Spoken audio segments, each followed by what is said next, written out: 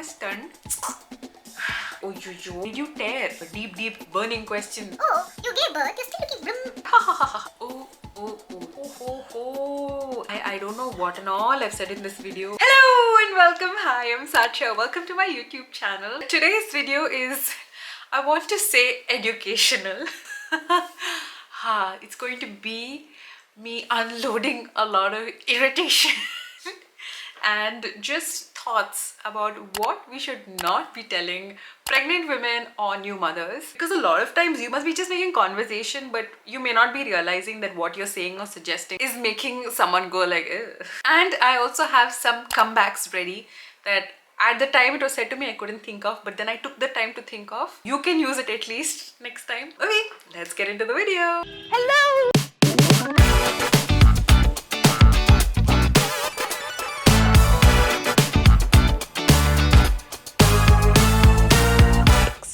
Before we begin the video, can we take a moment for my eyes?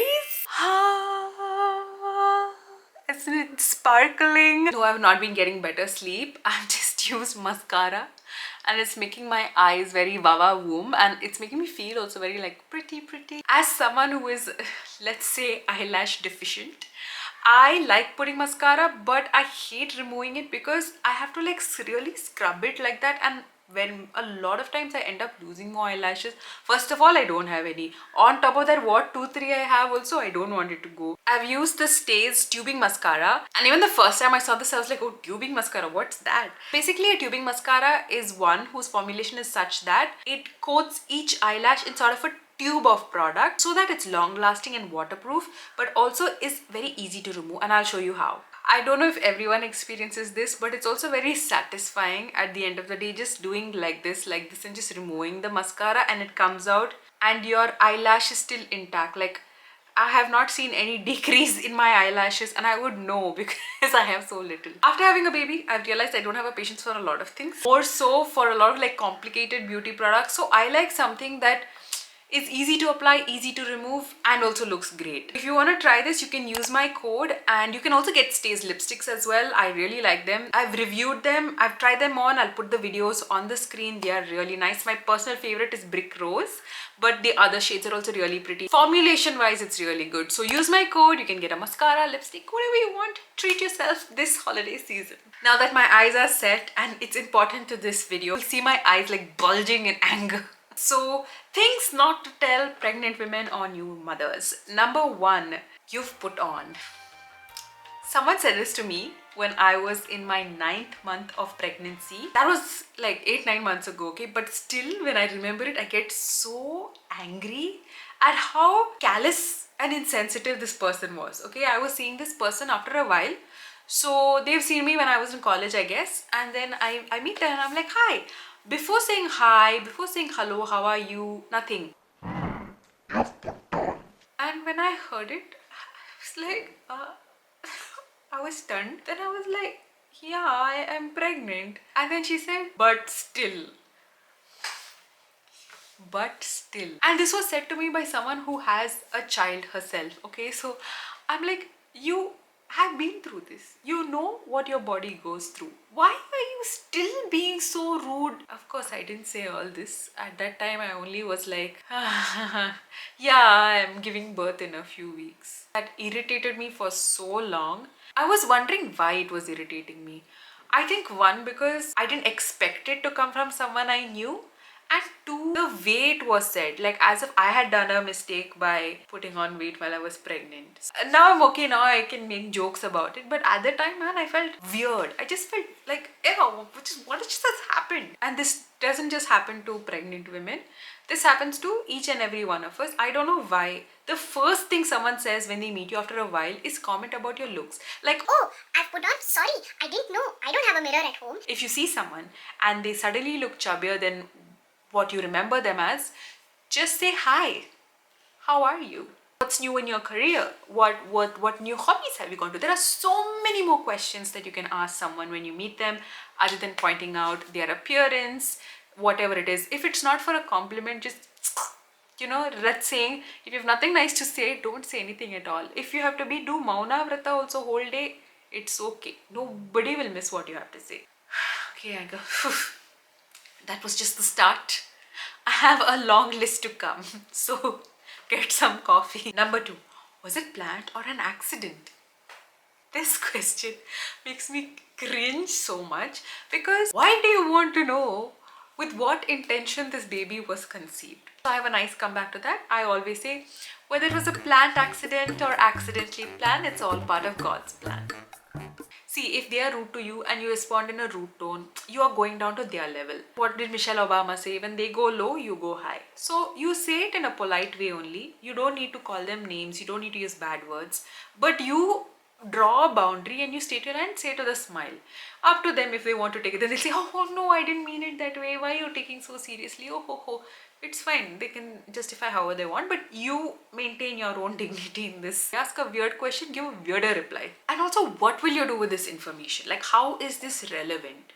Will you be waiting until my child is like 5 years old and on their 5th birthday be like, haha, guess what? You were planned. Or guess what? You were in an accident. Ha ha ha ha. Why? Why do you want to know? I think a better question to ask is, are you well prepared for this? Do you need my help in anything to prepare for this whole new journey in your life? Be helpful, not kiriki. Number 3, you should drink kesar when you're pregnant to make the baby fair. The first time I heard this, I had to actually check the date on my phone to be like, okay, yeah, we are in 2024. Why are we still having this conversation? You know, when they said start young, they didn't mean start colorism when the baby is a fetus. First of all, you know there's something called genes. Baby's skin tone will be either mine or my husband's or a mix of both of us. This is what science says. And not kesar or whatever other home remedies that people give in order to make your baby fair. Secondly, even if the baby is dark or fair, what matters is the baby is healthy. You can praise so many other things about the baby. You can say baby has sparkling eyes, baby has a cute smile, baby has a bubbly personality. Even if you find the baby ugly, you can just say, oh, look at the little fingers and toes, they're so cute. And if someone says this to you, just say, yes, fairness is very important to me. It's a very good quality to have. Justice, fairness, kindness also I want my child to have. Number 4 is a non-verbal thing, and this is a very invasive thing, is when people touch your belly without asking you. Imagine someone you've just met or someone you don't even know just comes to you, touches your hand and does this and then does this, puts their head near it. It is so weird. Oh, yo, commenting about the size of your bump. Oh, stomach is looking very small.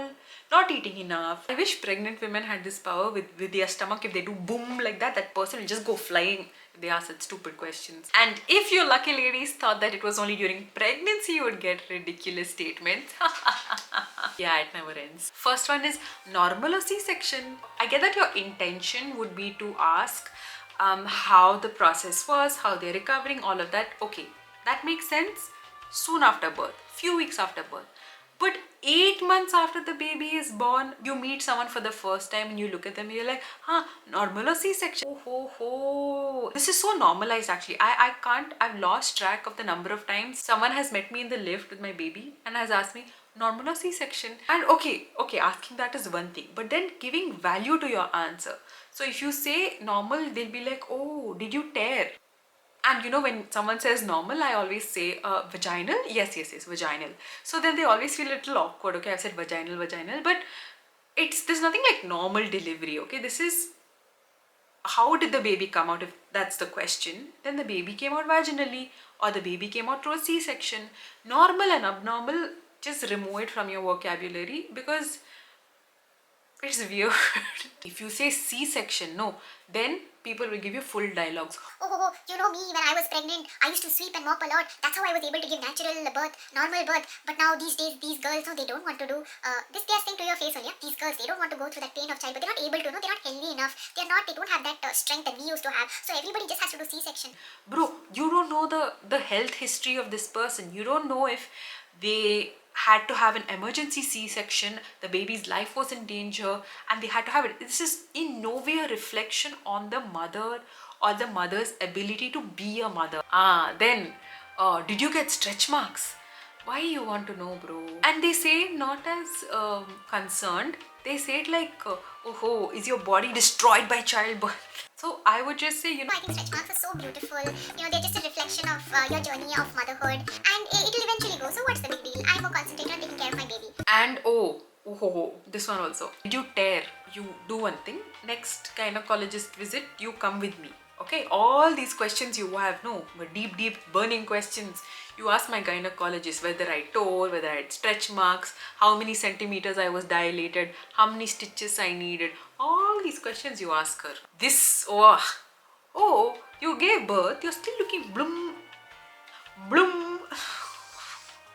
Sorry, I'm sorry that all this weight I took to put on in 9 months, I'm sorry that it didn't magically disappear in 1 week of giving birth. It's my mistake only. I should have been starving. I should have started after giving birth only. Should have gotten the treadmill and started running thinking, oh, this one is going to meet me in 2 weeks. I don't want to disappoint her by looking bloom. When someone says this, you're like, yeah, I just gave birth like 2 weeks ago. Then they're like, yeah, but this Alia Bhatt and all has gone back to her original self. Okay, this is for you mothers. Okay, the time soon after giving birth is to rest, recover, and take care of your baby. Forget everything else. Forget everybody's comments. I know that initially you would have thought, oh my god, like I thought after giving birth I would like immediately lose all that weight and fit into all my old clothes.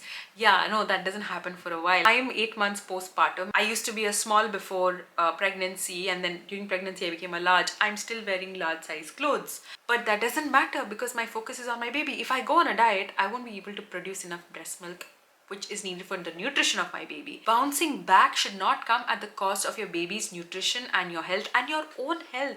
You've gone through like such a crazy body change. You don't get your periods, it'll be on and off. Everything is ulta, like your body only doesn't know what has happened. And all of these changes are happening. So take it easy, take it slow. At least that was my philosophy. Or I was like, I'm not going to rush into like weight loss, diet, exercise and all that. I will do my regular walks, but my priority is my baby's health and my own health also. And then, oh, your baby looks so small, you're only eating all the food or what? Ha ha ha ha. Excuse me. Okay, this is one thing. Commenting on the baby's size, like the baby looks too small or the baby looks too big, might seem like an innocuous comment, but baby's nutrition and growth is something that is very important to mothers and a sensitive topic for mothers. No mother wants to feel like she has let down her baby in any way and that the baby is not getting enough nutrition or not growing enough. Some babies are just naturally smaller because parents are both small, or genetically, or mom is small or dad is tall. You don't know who the baby goes after. Hi, editing me. I forgot to add a comeback. Just say, oh yeah, my pediatrician said she's fine according to her birth weight and he doesn't have any problem with it. So I'm good with that. I've seen this when people meet like a newborn baby, a first time mom especially, the advice they give is not in a kind way of saying, oh, you know, I think it would be better if you held the baby like this way. Oh, I think you, it might be better if you put a hat on the baby, the weather's a bit cold. It's always like, Why you not put hat on the baby? Huh? Baby is cold. Don't you care about the baby? Huh? Why you have not done this? Why you have not done that? Why you have not done this? bro, this is, it's like I'm a first year at my job also. This is, I'm learning on the job. There is no course that can prepare you for this, and you are learning as you go, right? So if there is a lot of things I agree I don't know, and I would love your insight and advice on it, but the way you say it is what matters. Sometimes new mothers get overwhelmed, okay, with the amount of advice and inputs coming from all directions. But something that's helped me is to realize that, you know, everybody who is telling me this, they're all coming from a place of love and concern. They all want the best for me and my baby. The way they are saying it may be wrong or maybe unacceptable, but just remember that the intention is good. Going through all the comments people have made, I have realized what angels my mother and mother-in-law are, because not only have they been super amazing and supportive to me, they've also stood up for me and defended me against this stupid things people say. So yeah, love you guys. Blessed. Everyone is not only concerned about the size of your baby, but also what you're feeding your baby. Now they'll ask you what you're doing. So if you say breastfeeding, they'll be like, oh, Oh, how will you manage this for so long? Oh, you must give them something else also. They might become too reliant on you. then if you say you're giving formula, they'll be like, oh, Oh, why can't you give breast milk? Mothers these days, they're so modern. They don't want to go to the effort of giving breast milk. bro, some people are not able to produce breast milk after a certain point of time. Some people find it hard to breastfeed soon after birth. And again, it is a point of deep pain and sorrow to the mother. You feel like almost like a failure if you can't produce milk. Like, especially those first few days after giving birth, you feel like why is it so hard for me to breastfeed my baby? It should be like a natural thing, right? Animals do it in the wild. So you do feel like a failure. But once the milk starts flowing in and everything is sorted, then you're okay. But those first few days, you do feel that. And this is like a personal experience of you talking to yourself. Imagine someone raising it when you're in a group of people. Why aren't you feeding your child? And then you feel like a failure and you're saying, you know, milk doesn't come for me. Then comments, oh, then you must eat XYZ, you must eat this, you're not eating enough, you're not doing this enough. Same person who's commenting on your size will then tell you you're not eating enough and it's your fault, your child is not getting milk. And last, my favorite. Ooh, ooh, ooh, ooh. Baby cries. You go to pick up the baby. For some reason, okay, people say this. Don't keep picking up the baby every time the baby cries. You are spoiling the baby. What? A classic case of when you look back at your child's early days, everything seems like a blur, so you don't exactly remember what happened in the first few months versus when they were toddler. Because I guess when you're a toddler, you have more disciplining to do, so you do this behavioral conditioning so that if the child is throwing a tantrum and crying, you don't give them the attention, so that they learn that they cannot use negative actions in order to get something that they want. I get that, but you have to remember that like a 1 month old, a 2 month old, they're just a baby. They're like so tiny. All they can do is cry, and they only cry for three things. They cry for if they're hungry, if they are sleepy, or diaper is wet, or four if they want comfort, which is such a natural thing. They have been inside the womb, a closed cozy space for 9 months, and now they're outside in a world which is so noisy, so bright, everything is different, and they want that comfort of their mother because that's what was familiar to them in the womb as well. And when you're denying that to a little baby, saying you will spoil them, I think that's cruel actually. If there's one thing that has really changed for me after giving birth, is having a lot more empathy for parents. Before I got married and before I had kids, when I would see kids screaming in the plane or crying or whatever, I used to be like, gee, oh, so irritating. Why can't their parents do something? And now I'm like, oh my god. My sympathies to you. Like in a plane, it's a different environment, their ears are popping, there are so many things that are happening, and that's why they're crying, okay? They're not crying because they're bad children. I can try scolding the child, screaming at the child will still not stop crying, because they are not crying out of bad behavior, they're crying out of some fear, discomfort, all of these things. So what will help is for me to pat the child. What is not helping is you staring at the child like this, or you telling a parent, please manage your child.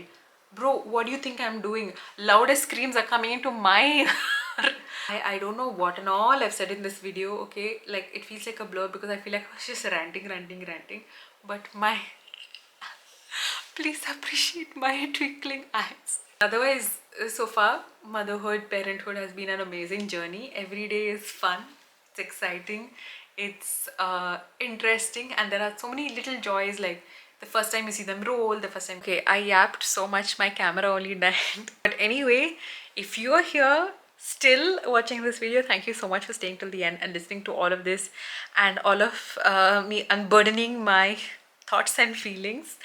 I hope this video helped. If you're a fellow mother or someone is pregnant and you've also had certain comments sent your way, please feel free to share them in the comments, and also what your response was, or if you don't have a response, if you want for advice, maybe others who are in the comments can give you advice on how to respond to it next time. I still get some weird dialogues. Just yesterday someone told me, oh, baby's leg should be rubbed with coconut oil at 5 in the morning and this will help them start walking. You get a lot of information from a lot of people. I've just realized to just say okay and smile and just let it be. There's absolutely no point in lecturing someone and be like, but actually the science says, there's no point, just let it go. Unless it's a fellow friend of yours, or it's a fellow mother or a fellow pregnant person, and then you be like, hey, actually I think it's like this. Otherwise, if someone wants to give gyan, let them give. Take it from one ear, leave it out the other ear, and then just click subscribe on my channel, because that would be a better use of your time. Self-promotion never stops. Thank you so much for watching, and I hope you have a fantastic week ahead, roasting everybody who comes your way. Bye.